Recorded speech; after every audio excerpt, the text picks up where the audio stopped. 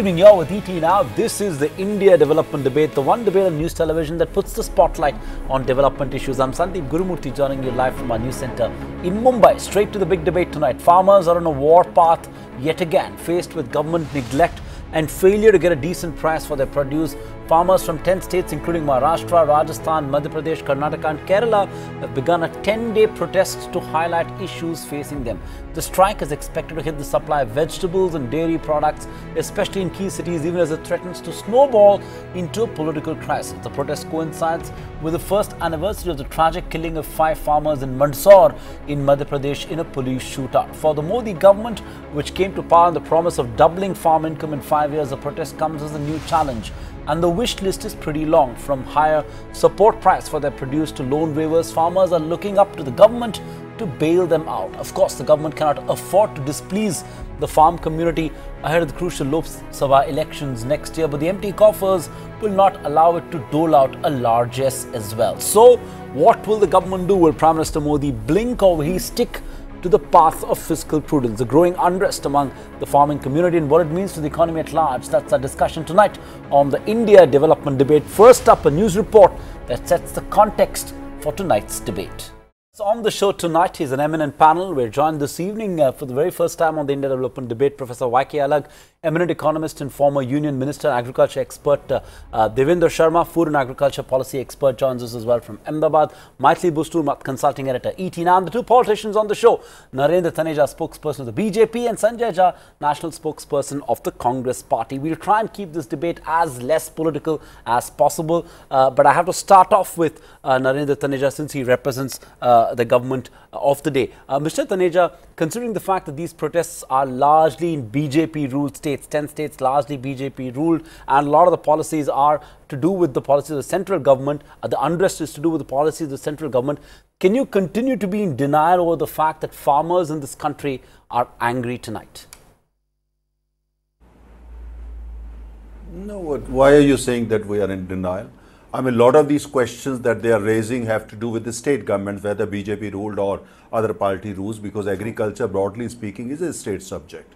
But that said, but at the same time, our concern at the center is very, very high. That's the reason Swaminathan Committee's recommendation, for instance, from 2004, the report was submitted between 2004-2006, but Congress did nothing, absolutely nothing about that. But when we came to power, we immediately started working on it, and including, for instance, the remunerative price, you know, as the Swaminathan Committee said, you know, as per his formula. So we have gone ahead with it, and at the same time, you know what, when we realize one thing, that, you know, the number of people who depend on agriculture and living in the rural areas, unless we take micro and new industries also there, it would not be possible for them to kind of have the economic stability, household economic stability as they need. So we need to take new industries and micro industries there. That is the reason we have enabled, in terms of, you know, people who didn't have bank account, today they have bank account. They didn't have electricity, they have electricity today. They have you know, Modi healthcare system. They've got roads.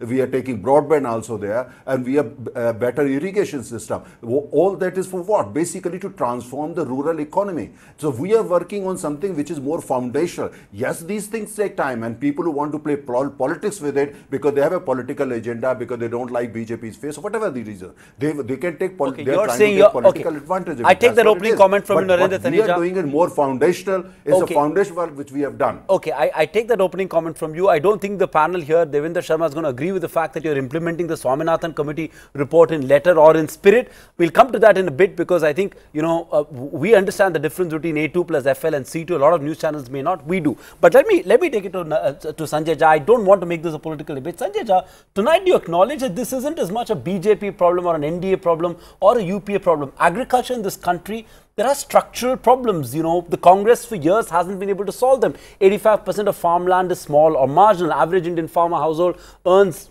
you know, about 96,000 rupees.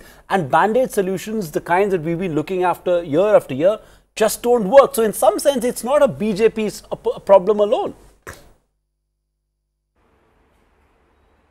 Sandeep, a very valid question. But when you look at the progress in the rural sector, then you got to use benchmarks of where we were when we started out in 1947 to where we have reached. There is absolutely no denying. I think anybody who says to the contrary will be lying, that the rural distress in India is a very serious political challenge. Of course it is. And I will, disagree with you partially. The farming community is always going to be a political challenge, especially because, 70% of India lives in the rural belt. And therefore, they are, constituency that every political party has a certain view in terms of how to resolve the problems. You succeed, sometimes you don't, sometimes you succeed partially. But there's 2 points that I wish to make. I don't want to even make a comment on Mr. Taneja's comment on the MS Swaminathan Commission recommendations. One of the most significant implementation of those that we did was the Food Security Act, the National Food Security Act, which by the way the BJP opposed. But let me not get into that argument. There are 2 things that I oppose to the BJP, especially in terms of the principle of honesty, political integrity and transparency. One, if the Prime Minister of India during the election campaign of 2014 promised the farming community that we will give you an MSP that will be 50% above the cost of production, then I think the government had the responsibility to honor that pledge. They in fact reneged on it and went to the Supreme Court with an affidavit saying that we cannot do it. I think that is a huge betrayal, and what you are seeing today, the farmers protesting, is a manifestation of that angst and what I call is the anguish. My second point, when the Finance Minister of India speaks on the floor of the Parliament and says that we will double the farmers' income in 5 years, I think that was blatantly disingenuous and frankly speaking a crude, shall we say, misleading of the farming community. When you look at the back record, especially the last 3-4 years, the average growth in agriculture has been around 1.9%. To make it 5 years, you need 5 years to double the income. You need a growth of around 12 to 13%. Yeah, I take that point. Why did the finance minister lie? Okay, I mean, this is the basic difference between the Congress and the BJP. Okay, we may not have succeeded, but we did not mislead the farming community. I take that point, but to be fair, I don't think the finance minister lied. He said the government's intent is to double farm income. Are they going to get there is very, very suspect, and we will debate that as well. But Devendra Sharma, the fact of the matter is, while yes, they committed in the manifesto, the government has now said emphatically in this year's budget that they will follow the cost plus 50% MSP formula. Of course, we will debate the A2 plus FL and C2 logic, and we will tell our viewers what the difference is. But, why are farmers still out on the streets? Is it the problem also the fact that state governments have found ingenious ways of bringing down the cost of production, and so farmers have got a raw deal when it comes to MSP? Why are farmers still out on the streets? Well, if everything was working well in favor of farmers, I don't think farmers are that foolish to come onto the streets every other day.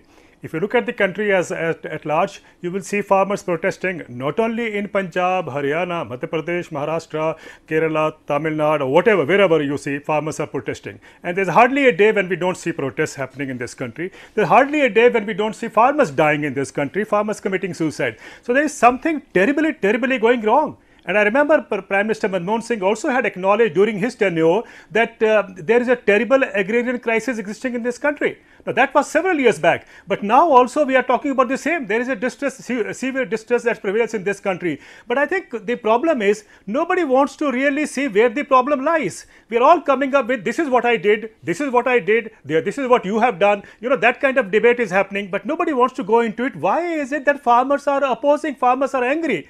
Now, let's be very clear. For the last 3 years, we have had good monsoon, including this particular season that we're going to see. Now, 3 good monsoons in a row should have really brought up cheers into the farming community. But look at it, every other day you find farmers dumping potato on the street, dumping tomato on the streets, then feeding their cabbage or mutter to bakri and gai and so on and so forth. Well, why is this happening? Then we see, cane farmers not being paid their dues. The prices of almost all commodities like soya bean, cotton, everything have crashed. Look at pulses. Pulses, the production has zoomed, and yet the farmers have been paid 25 to 45% less than the minimum support price. Farmers are not that foolish. Farmers can see that they are in pain, and nobody wants to come and address them. The BJP terribly failed to come to rescue of farmers in the last 4 years. Let me make it very clear, despite all their claims. And I thought BJP was one party which was committed to addressing the farmers' issues.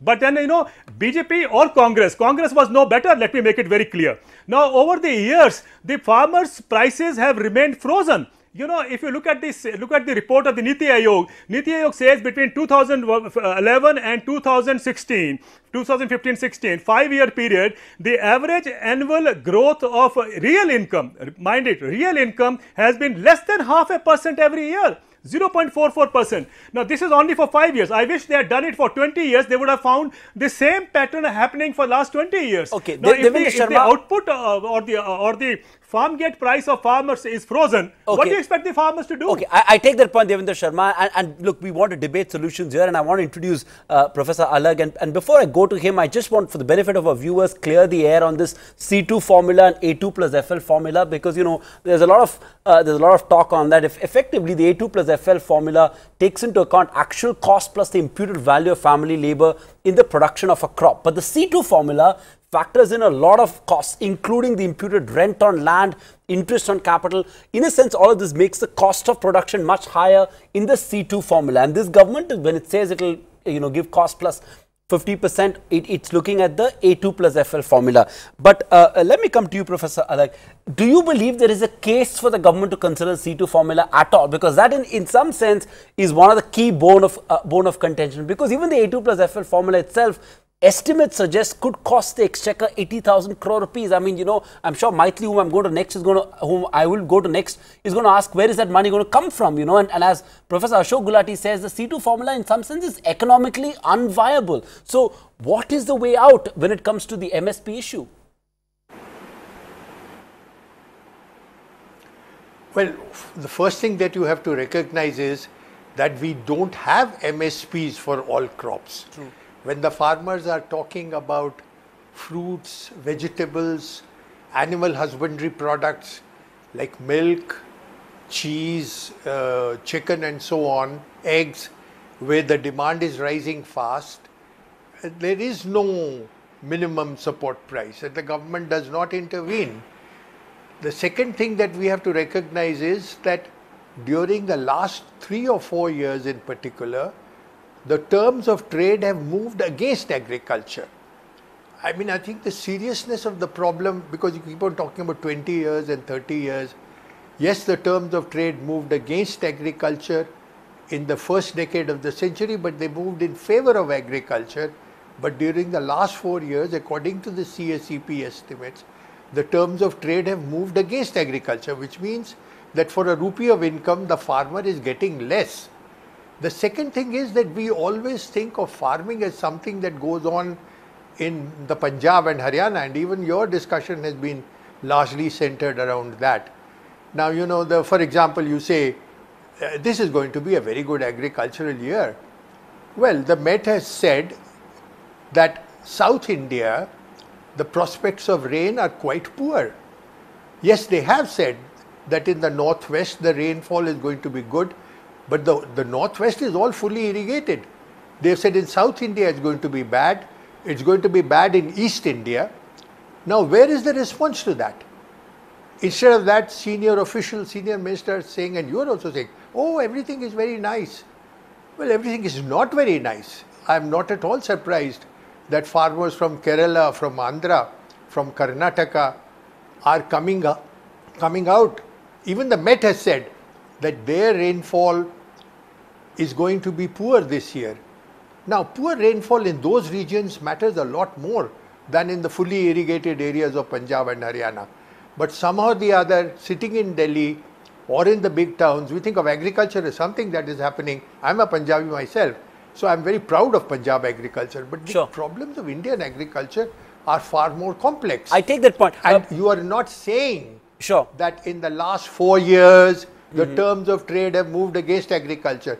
You are not saying that this year you are going to take care of the needs of the farmers in South India, where the rains are going to fail. Okay, Professor, like I take the point, and the point that you made on terms of trade moving away from agriculture is a point well taken. Maithili, you know, given the fact that, like Professor Alak points out, the terms of trade have moved away from the farming sector over the last 4-5 years, and it's probably been a structural shift to the detriment of the political establishment right now.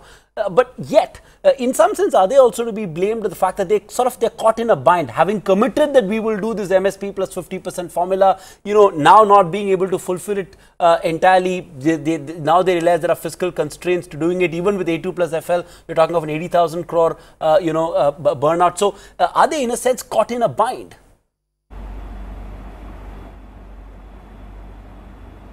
Well, Sandeep, to be very honest, the problems that we are facing now in agriculture are the cumulative result of years of neglect. Agriculture has been neglected historically all along, and now we are trying to make amends, but it's almost much too late because the problems are very wide and complex. So any solution also has to be found essentially in increasing public investment and expenditure in the agricultural sector on a whole host of areas for which we really do not have the sufficient funds. It also requires a substantial part of the solution must entail taking people away from agriculture and moving them into other sectors, which is why jobs are so important. You raise a specific issue of MSP, and let me address that issue. Even though we don't have MSP for all crops, on paper we have it for 23 crops, and regardless of how you work it out, the fact is that the mechanism for actually procuring the crops is therefore very few, only for 3 or 4 crops. So even if you do have a solution on paper for 23, even these 23 crops, and you work it out on C2, A1, whichever way you want to define it, the question is, whatever your formula, if you don't have the mechanism to procure it, what use is MSP? Apart from which MSP introduces a whole host of distortions, which is why increasing now economists are suggesting something like a direct income support. But even for that, do we have the money? Do we have the means to identify the beneficiaries? So the problem really is that yes, today the problem is acute, it is widespread, but the solution that the farmer is suggesting are also not viable. So that really is the conundrum. How do we address the issues? Where do we get the money? And the solutions that the farmers are suggesting, are they viable at all? I'm afraid there are no easy answers, and I hope we find some solutions at the end of this 1-hour discussion. Yes, I hope we do, Maithili, and it's a pity, isn't it? Like, where any discussion on this has to start with MSP and then move on to loan waiver, which is what I'm going to go next to, because the political class would like us to believe that these are the only 2 band-aids that will aid, the farm sector. And are we being insensitive there? Let me take it to you, Narendra Taneja, and then I'll come to Sanjay Jha, and I'm sure Devendra Sharma will have a point of view as well on farm loan waivers. For all the fiscal profligacy at the centre, Mr. Taneja, the BJP is also use a loan waiver as a carrot to win votes, to woo the farmer ahead of an election. It did that in UP, did that in Karnataka. The Congress has done that for years at the centre, at state government. So, it's effectively competitive populism on loan waivers. Where is that going to take us? And is that the way forward to solve the structural problems of the agriculture sector in this country? Narendra Taneja. Well, you see, first of all, the decision has been like in Uttar Pradesh, that decision was taken by the government of Uttar Pradesh. Centre made it very clear it has nothing to do with it. They basically took that decision based on the ground realities. If the farmers are so in such distress that they are not able to even pick up their stools and go for farming, then what's the point? The whole idea of the government of Uttar Pradesh to come out with this solution was so that farmers who were in such a bad shape, they could stand and go back to farming. That was the idea. The state has that responsibility. And I think that was taken in view of the fact that, for long 5 years, agriculture was completely neglected in Uttar Pradesh. But that was a decision taken by the government of Uttar Pradesh, with centre being very clear on this policy. If states want to do it, they have to mobilize their own funds. We see now the new Chief Minister of Karnataka is struggling. He has made the promise, but he is struggling. We can understand that. And the Maharashtra government took the decision based on its own finances plus its own ground realities in the state. I personally feel that it's important at the same time to make sure the farmers, we all know that the reality, as Maithili also pointed out, and I also to a very great extent actually agree with Devendra Sharma. Agriculture has been neglected, is no doubt about it. But then if the situation becomes so bad as it was when we moved into power in Uttar Pradesh, the farmers were not in a position to even stand up, then what do? Being a government, it was our responsibility. But that does not mean that we change our economic model or our economic philosophy. that was basically a move we took, and we had to, because that was a kind of one step at the same time, but it was very important, and we hope that we don't have to take such measures again as far as Uttar Pradesh is concerned. Okay. The message is the same to other states as well, including BJP ruled states. Yeah, Mr. Taneja, the thing is that we can find different ways of justifying a farm loan waiver and be critical of it when someone else does it. But Sanjay, farm loan waivers are expected to be about what, 2% of the GDP, estimated total waiver of 2,57,000 crores for this financial year across states. Where do we stop? When do we stop?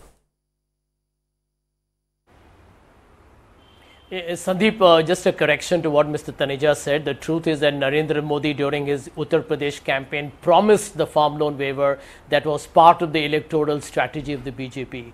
So there's a factual mistake that he's made there. But the fundamental point, I believe, is that where agriculture is concerned, it is impacted principally by some decisions of the government, which is import and export of commodities, minimum support prices, the agriculture policy that you announced at the time of the budget, the funds that you are able to actually, kind of utilize for the larger development of the country on a pan-India basis.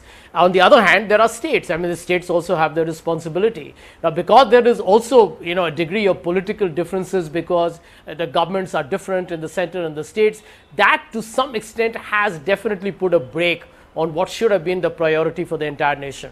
I think one of the reasons why farmers have paid a price is because there has been a lack of what I call as consistent political goodwill, which unfortunately has fallen victim to some kinds of political caprice. But on the larger point, I believe that the challenge that we face today is that a missed opportunity that I remember Dr. Manmohan Singh speaking on Doordarshan, on national television, the people of India. That was one of the rare occurrences where the Prime Minister of a country spoke on an economic policy. And what did he talk on, Sandeep? He talked on the FDI in multi-brand retail.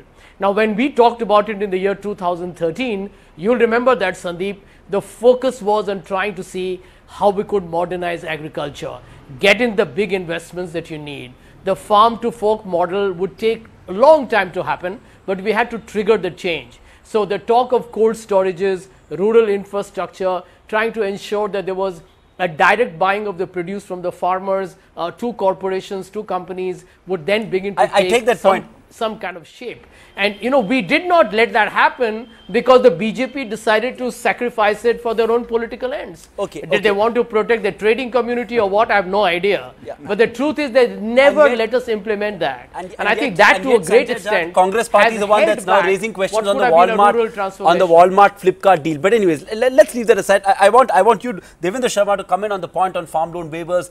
Estimated total of 2,57,000 crore rupees, because that's also one of the demands by the protesting farmers here, and the same in Maharashtra as well. Repeated demand for farm loan waiver. The more you give, the more the demand. Where do we stop? When do we stop? Well, if you are saying 2.5 lakh crore, I think what's wrong in that? There's nothing actually. If you look at the corporate world, we have about 10 lakh crores worth of stressed assets. And we know that 4 lakh crore, 5 lakh crore is, or about 7 lakh crore is basically defaults, bad loans, and rest of it is going to be restructured and so on and so forth. I haven't seen any economist telling us that this should stop. Everyone is happy with that. In fact, the chief economic advisor of the country goes on record saying if you waive off the corporate loans, if you write off the corporate loans, it adds on to economic growth. And when the farmers' loans are waived off, it is credit indiscipline and moral hazard. Now, this is a double standard that I see from economists. Economists are very happy when the loans, bad loans of the corporates are written off, and but are very unhappy when the bad loans of farmers are written off. I personally feel that 10 lakh crore that the corporates owe to the government, owe to the banks, that is something we must ensure it is done. Hold on, must ensure that it is done, and there should be no waiver, no write-off as far as the corporates are concerned. Give that 10 lakh crore waiver to the farmers. 52% of this country deserve that this loan waiver, because this is a prashchit that the country is doing. After all, let's be very clear. For last several decades, farmers have not been paid their due, and I have often given this analysis that from 1970 till 2018, the wheat price has minimum support price has gone up by 23 times, whereas the salaries, basic salary and DA of government employees has gone up from 120 to 150 times. The salary of professors and colleges have gone up by 150 to 170 times. The salary of school teachers have gone up by 280 to 320 times, whereas the salary or the income from MSP of farmers of, let's say, wheat crop particularly, has gone up by just 23 times. Okay, Devendra Sharma, I take that spirited. Government officials had stayed on the same level, they would have also committed suicide. Okay, Devendra Sharma, I take that spirited point, and look, I'm not in any way going to sort of defend the way loans have been given to corporates, but in defense of this government, I would say that while they have sort of, recapitalized banks in some sense, yet they have changed the rules of the game and made it a lot difficult now for corporates to get away. So I think the rules of the game have been changed, and you're not going to see write-offs of the kinds we've seen in the past. I wonder that will happen in the case of farm loan waiver as well. If it was a solution, we'd more than welcome it. But Maithili, just to be the devil's advocate, it's all right for us to sit in the comfort of our television studios and our drawing rooms and offer long-term solutions. But the farmer who's suffering today, who's out on the streets today in state after state, needs relief and needs it now. What can offer that relief? What else can be an immediate relief other than higher MSP and a loan waiver?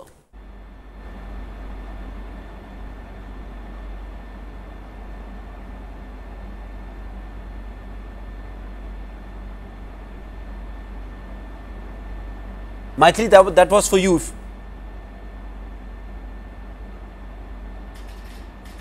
Was that for me, Sandeep? That's right, Maithili, for you. I'm sorry, was that for me or was that for Professor Alag? No, for you. Yeah, no, the problem really is that in the case of the agriculture sector, there are no short-term quick solutions. Agriculture needs some deep-rooted reform of the kind that we have not seen and are not going to be easy to implement. So in the short term, I certainly think the kind of things that the government is doing, things like farm loan waiver, things like offering free power, these are disastrous solutions because you cannot give farm loan waiver and in fact to all farmers. The way Devendra was talking, it is not as if all corporate loans are waived. In fact, post the IBC, what we are seeing, corporates are actually losing their business. So it is not as if corporates get away scot-free.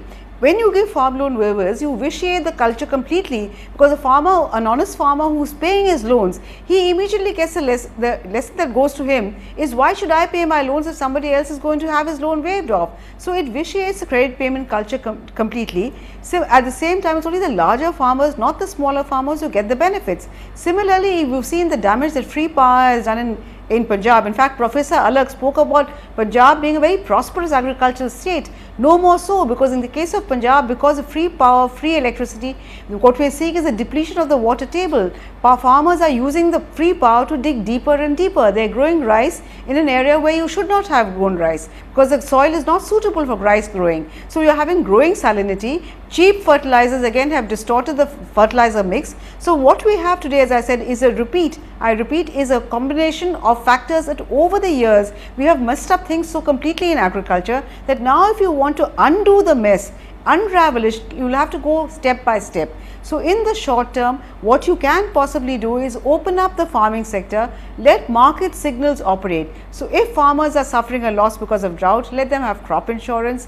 If agriculture prices have fallen down low in India, whereas prices are higher abroad, let them export, because in India we always have this comparison between farmers as producers and consumers. So whenever we have to choose between the farmer's interest and the consumer's interest, government always jumps to the consumer's interest. Absolutely. So I think these are the kind of distortions we need to correct. But short term, I'm afraid there are no easy answers. Okay. You're saying there are no easy answers, and you've raised 2 or 3 very valid points, Maithili, which we do hope to debate over the next 15-20 minutes. But Professor Alag, why don't we consider cash subsidy option? Maithili spoke about that earlier as well. Instead of these MSP revisions, what are the merits and demerits of such a proposal? And do you believe there's a case for a cash subsidy option to be considered? Professor Alag.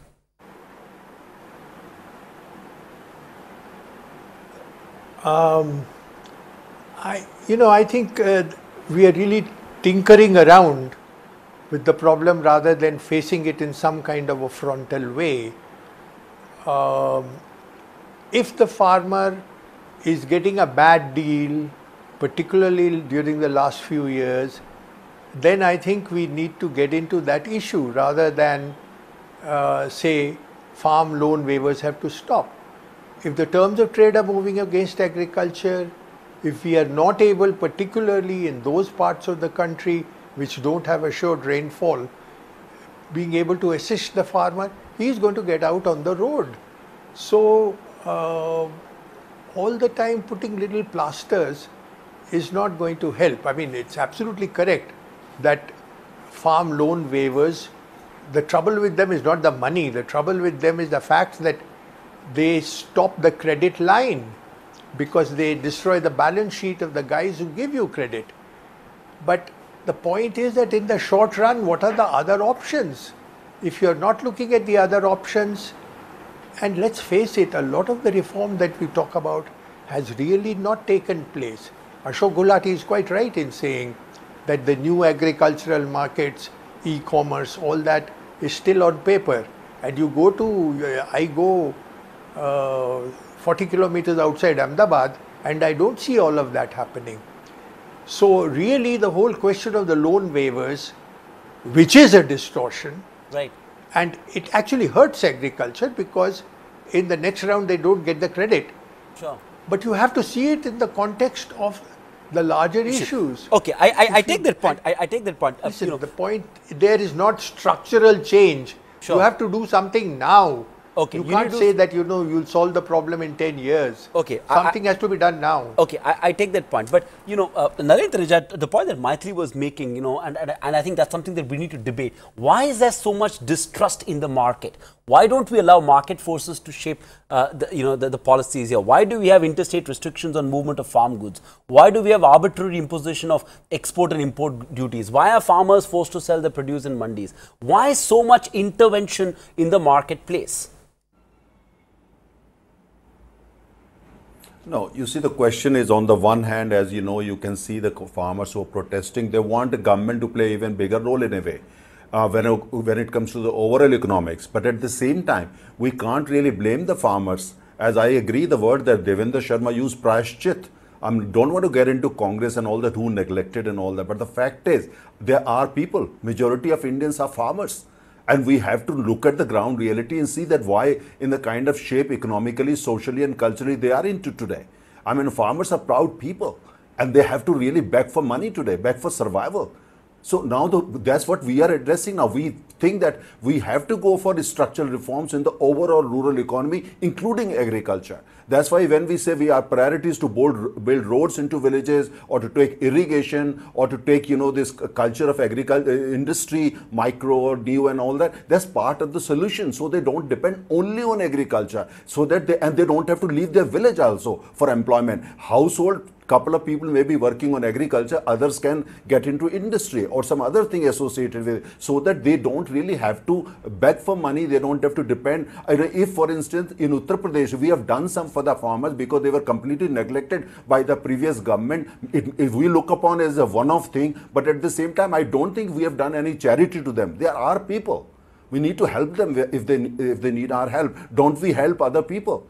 You see, so I hear all that, Narendra, but you're not answering a specific question. Really ready for the kind of no. Just a second. Last line. I'm answering your line. Yeah. I'm answering your question. I'm coming for that only. No. I'm coming to that only. What I'm saying is that we have to gradually go for those kind of changes, because we have to ask this question: are our farmers or the rural, people, are they really ready for it? Are we going to throw everything, those ideas, market ideas, big ideas, and our Western ideas, Eastern ideas, whatever call them, on them? So we have to first prepare them for that. But right now the need is, the distress is there. We need to address that first and bring the structural reform, and we all need to do it together, not as BJP and Congress. We all need to do it together. There are people, and the fact is they are suffering. Okay, I take that. But Sanjay, again, since we don't want to make this a political thing, I'm and you understand these issues as well. Will the Congress party support move to provide more market access to farmers? Jaggi, who comes often on this program, has written a piece today where he says Indian agriculture needs freedom from babudam. Will that happen? Will the Congress party support such a move? I'll tell you, Sandeep, why inevitably the discussion on farmers is a political hot potato. I'll tell you why. Because have you noticed that the Prime Minister of India, has he ever really talked about agriculture other than when he's doing an election campaign? It's a question of the priorities that a government has. I'll give you an example. 2008-9, when we declared that massive write-off of 70,000 crores on the farmer loans. We did that at a time when the world was already reeling under the Great Recession, the worst to hit the entire universe after 1931. I mean, nobody knew what the economy would look like a year later, but we took a call. The BJP called it a political decision, but we believed, given the rural distress, that was the right decision to take. The second point, once again, and Mr. Taneja is now suddenly sounding very, motherhood and apple pie statements, that one of the reasons why they lost Kairana Lok Sabha bypoll was they made a promise on the sugarcane prices and then ditched it. This is exactly the point where I'm making. That end of day, it's about being sincere. Now, you may succeed, you may not succeed. I agree with that. Could the Congress have done better? I'll agree with you, we should have done much better. But did we mislead the farming community? I don't think we did so at all. I think that's a big difference in the politics of the times we live in. Mr. Modi talks about skill India, digital India, stand-up India, sit-down India, be horizontal India, vertical India. Has he ever talked about rural or the farmer India? Has he really gone on record and said, what have we done really for the farming community? The answer that I've debated, no, I didn't interrupt you. I didn't interrupt you. I didn't interrupt you. Okay. My last sentence, Sandeep. Sure. My last sentence, Sandeep. The BJP's normal pretext and the statement they make is, you know what, agriculture is a state subject and therefore we can't control it, which I think is utter balderdash. Yeah, well, and even if it is 21 states are governed by the BJP, but direct charge of complete, of neglect. I didn't want this to go political, but since he's made a direct charge, it's only fair. I give you 30 seconds to respond, Naren Taneja, and then I need to go back to Devendra Sharma. Yeah, Sandeep, I try to keep, I didn't bring the politics in. Mr. Sanjay Najha, either he doesn't understand what he's talking. He straight away for everything he goes to the Prime Minister, make it political, because he does want to discuss. The simple question your viewers will ask to know. Swaminathan committee report was already submitted in 2006. Why didn't they take any action on the report? Why? They are anti-farmers. The fact is they are anti-farmers. We took many actions. Today if the farmers are suffering, took many is because of their wrong policy. Kisan credit because card, wrong policy. Improved they irrigation, allowed soil conservation, no, listen, national you food did security nothing for act, the farmers. Manrega, The farmers all today are parts of the suffering This is because exactly you what I looted the didn't country. want. This is exactly what I didn't want the debate to digress into. I'm going to interrupt both of you. I need to take a very short break. When I come back, I'm going to go back to the experts and talk about some solutions. Can we get rid of the consumer bias when it comes to pricing of agriculture produce? That's a point that a lot of our experts are agreeing on.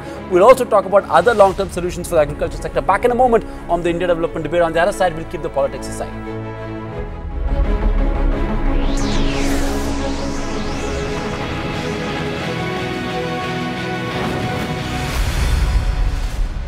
Back to the India Development Debate on ET now, and we are putting the spotlight on the farmer fury. Devendra Sharma, to you first. And while there may be disagreements on the merits and demerits of a farm loan waiver, on one point that Maithili made, and I'm sure you'd agree with her as well, is about this bias, this consumer bias. There's a bias when it comes to pricing in favor of the consumer and against the farmer, right? And everyone, people sitting in television studios who manufacture outrage and claim to be holding a candle for all farmers in the country will again outrage the moment you remove this consumer bias in pricing, and the moment you try and give a better, produce better value for the produce of the farmer. So, is that a problem? Do you concede that is a fundamental problem, that we have a fundamental consumer bias when it comes to pricing of agriculture produce? Well, there is no denying that there is a bias, and we all know that farmers are actually paying the price of keeping food inflation low. So they are carrying the burden of providing cheaper food for the country.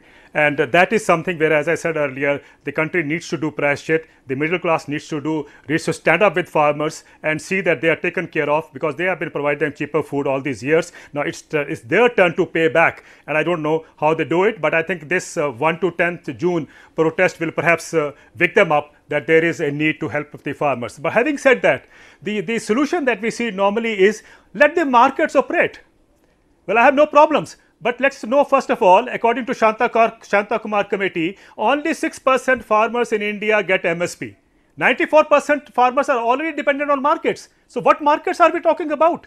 Are these markets so good If they were so good, farmers wouldn't have committed suicide. So let's not have a blind faith on markets. Markets are always exploitative anywhere in the world. Now also let's look at America.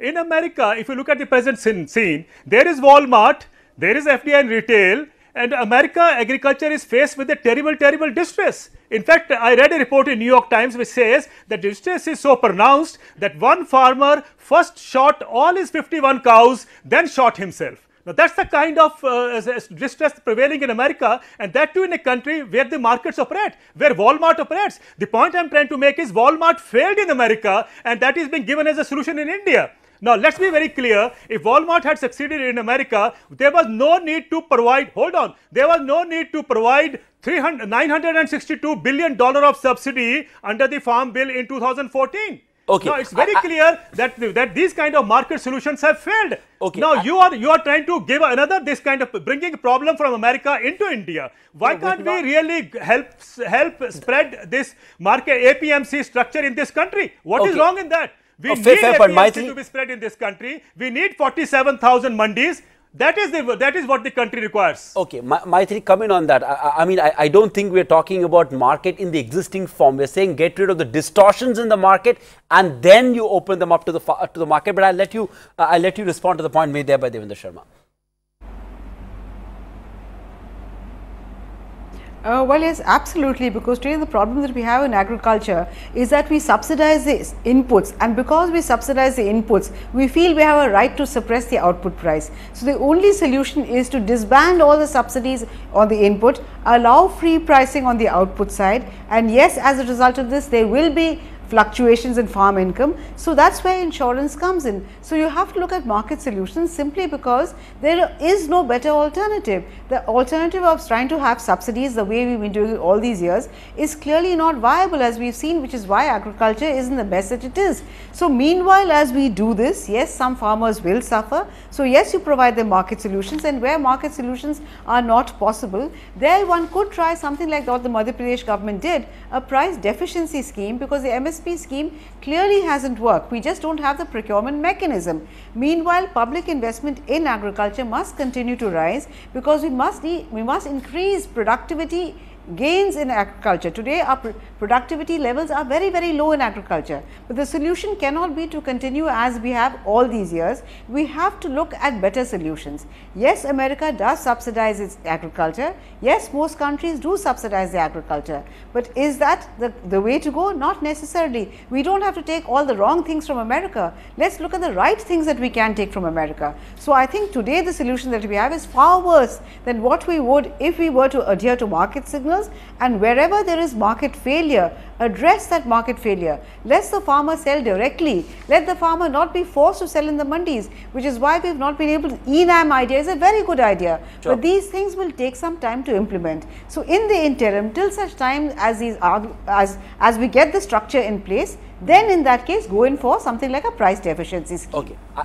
Okay, I take that point. Devendra Sharma, step back. Even though we are critical of the government and the political establishment, I'm just trying to say, let's step back for a moment and say, can you fault the government? Maitri keeps talking of structural reforms. Can you fault the government for lack of imagination or lack of structural reforms? Let's step back and see what have they done. They've endeavored to create a unified market with ENAM, allocated 13,000 crores to the Pradhan Mantri Fasal Bima Yojana with an intention to cover 50% of the cropped area, issued 11 crore soil health cards to reduce the cost of cultivation, been reasonable with MSP payouts, keeping the fiscal considerations in mind, and yet they are faced with unprecedented farmer fury. Maitri spoke about the scheme in Madhya Pradesh, which many economists have said is a great idea, and yet Madhya Pradesh is an epicenter of farmer protests. How does one reconcile this? Well, I think first of all, let's be very clear. People don't even go to market and then talk of ENAM. I would suggest anybody on this panel to go to ENAM market and see what is happening there. Now, ENAM, if I must tell you very frankly, is based on model price. This is exactly what e-Chopal was based on. E-Chopal came in 2000, in 2005 it wound up, because that model price is nothing but a distress price. The model price looks very nice, the name looks very nice, but what if the model price in a mandi is 50 paisa for tomato? Is that a price that you talk that free market should provide? I think people are living in somewhere, I think what kind of a world, I don't know. The point is, Farmers need assured income, and I think that's the point we should come to. We should move away from price policy to income policy now, and I think that's what I have been saying for long. What farmers need, as we know, the Economic Survey 2016 tells us, is that the average income of a farming family in half the country is 20,000 rupees a year. What we need to provide farmers is to at least provide them 18,000 rupees a month. That should be the kind of assured income for a farmer. Can the country provide? Yes, we can provide. We have the money, but it's going to people who don't deserve it. We know that it is going to people who don't deserve it. I take that point. Devendra Sharma, allow me to interrupt you. I've just got 5 minutes on the show. I need to go to other experts as well. YK, Professor YK, is the problem implementation as well? Let's look at the NAM platform. You know, all 585 mandis together have brought just 7% of India's farmers on the platform, and this constitutes less than 2% of the overall agricultural output. So, you know, can you really call it a structural reform when the impact is so little? Well, the first thing that you have not done is to create the kind of price database with which the e-market and the e-NAM program is basically, it's a price discovery program. If your price data is a year old, you are really talking about things in the limbo. I think a lot of this reform is in the right direction, but we still need to get it going. We've been talking about markets rather than procurement. You look at it every time. If you look at crops like pulses and oilseeds, we will declare free imports just before the sowing season. Now, look at the farmer. The price has gone up to 200 rupees. He is wise enough to know that when he brings in the crop, he won't get 200, but he probably expects about 120 rupees. But if we declare unregulated imports without tariffs by countries which gave 80 to 90% of the cost of production as a subsidy, I mean, the Canadians say that they grow some oil seeds for environmental reasons so that the prairies are not decimated by only wheat. Sure. If that is the kind of argument, then where do you expect the Indian farmer to do well? Okay. So, intervening in the market in a proper way, giving him protection, a mild degree of protection, sure, so that the man gets at least about 150 rupees, rather than the price going down to 100 rupees, sure, when the price was 200 rupees. The same with the e-NAM. We have really, I've gone to one or two e-NAMs. At present, we don't have a system of markets which is better than the agriculture, the APMC. And we need to do that. The e-NAMs Professor, are not at present equipped for price discovery. Okay, allow me to interrupt you there, Professor. Like, I've just got 3 minutes. I need to get word in from both the politicians. To you, Narendra Taneja, to double farmers' income by 2022. Average incomes of farmers, like Sanjay Jha pointed out at the start of the show, needs to grow at 13% from here on. And the sector needs an investment of 6.5 lakh crore rupees, 80% of which has to come from the government. Are you committing to that level of investment? Where is this money going to come from? How are these farm incomes going to grow at 13% for the next 4 years? First of all, you see, every commitment that we have made, we have done our numbers well. We have, also looked at the resources and from where we are going to mobilize before committing it. And we think is absolutely important. Otherwise, you see, if unless and until we are able to fix this problem, we'll not be really able to progress as an overall as the economy. So we are focusing on that. We are constantly working on it, and we are constantly reviewing the schemes we have launched, including NEMAP, if we need to kind of rework or refocus or rethink them. So that is a part of the dynamic policy. But the bigger point I want to make here at the same time is that that we are also working that how can we make sure the number of people who depend only on agriculture for their economic well-being is reduced as rapidly as possible. That's what I was referring to, the structural reforms we are bringing out overall in the rural economy. Critical. And and I listed out all the areas we are focusing on. Trust us, critical, but trust us, you will see big changes coming in years to come for the foundational work that we have introduced and we are working on. You see, I don't want to bring politics. There's a panel of experts on the show. Don't need to trust you. The farmers of this country need to trust you. I need to go to Sanjay Jha. And again, Sanjay, I'm not going to give you an opportunity to make this a political answer. So, simple question: can there be political consensus on moving? Again, a point that Maithili made earlier on the show, moving from a subsidy model to an investment model. Currently a little over 3.5 lakh crores the earmark for for agriculture and the food sector, and disproportionate amount of that is subsidy, right? As Professor Ashok Gulati says, can we alter the balance, move it from, make it less subsidy and more investment? Will you support that move? That means reducing food subsidy. That means reducing fertilizer subsidy. Will the Congress party, support such bold reforms? The answer, Sandeep, in very pragmatic terms, is that India will need to have both. The proportions might change, but at this moment of time, if you look at the magnitude of rural distress, you need a very fine blend. You need subsidies to continue. Don't forget, we still have 22% of Indians living below the poverty line. In fact, you notice there's been a reverse migration to the villages, which is why the demand on Manrega actually shot up. So it tells you that today you are seeing a very acute and crisis of epic proportions. Does public investment need to go up in agriculture? Without doubt. And I think the irony of the farming community today is very straightforward. It's a heads I win, tails you lose. When there were drought conditions, we said the farmers are going to suffer. When you actually had 3 years of success with good monsoons, the farmers still got a price much lower than what they deserved. So it is a catastrophic situation when you have surplus food production and the farmers are actually producing enough of whatever they are cultivating, and then they have to throw the vegetables and fruits and milk on the road and say, I'm throwing my hands up because I can't survive, I can't subsist. So I think we need to approach this problem in a more holistic sense. And the answer is you need both subsidies and investment. Okay, I take that point. Completely timed out. Sanjay Jha, Naren Taneja, Maithili, Devendra Sharma, and Professor Alak, appreciate you joining us on this edition of the India Development Debate. Alas, there are no band-aid solutions for the problems facing the agriculture sector. If they were, they would have been fixed by now. Unfortunately, there are long-term solutions, often painful ones, but there needs to be political capital invested in the agriculture sector, and hopefully our farmers will see a better day. Thanks for being with us in this edition of India Development Debate. Up next is Top 10 at 10 with Tanya. Good night.